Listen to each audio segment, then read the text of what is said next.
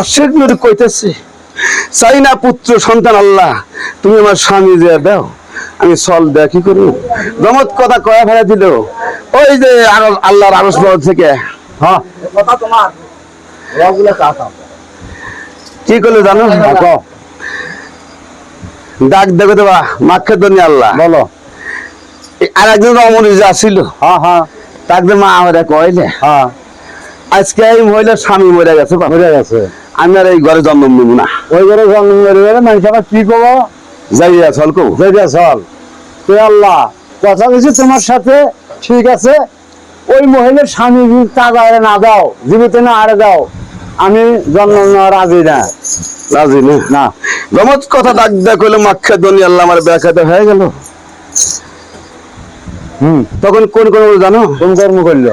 আরশ থেকে বর দিল, ও বা শাহানিল সদাগর বর দিলাম তোরে বরে আওয়াজে তুই তো কথা ভালো রে গেল রে ভাই।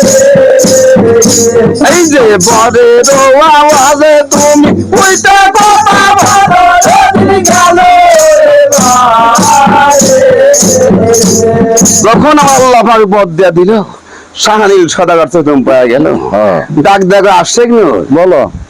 তুমি 3 বরং 36 বছর ইবাদত করছো, তুমি আমার সামনে আইসো না, তুমি অসতী হয়ে গেছো। আমি তোমার পরীক্ষা করে নেব। কি পরীক্ষা হইবা? তুমি একটা মেয়াসাল মানুষ হয়, কোন হালে কোন জায়গায় থাকলে আমি এটা পরীক্ষা করে নেব। পরীক্ষা হইবা। জমত কথা ডাক দেখিল, শুনে বলো সন্তুষ্ট হইল।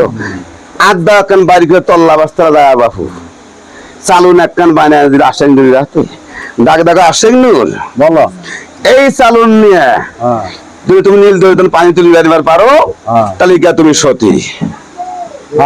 জমত কথা ডাক দেখিল, আশেক নূর শুনে বলো সন্তুষ্ট হলো।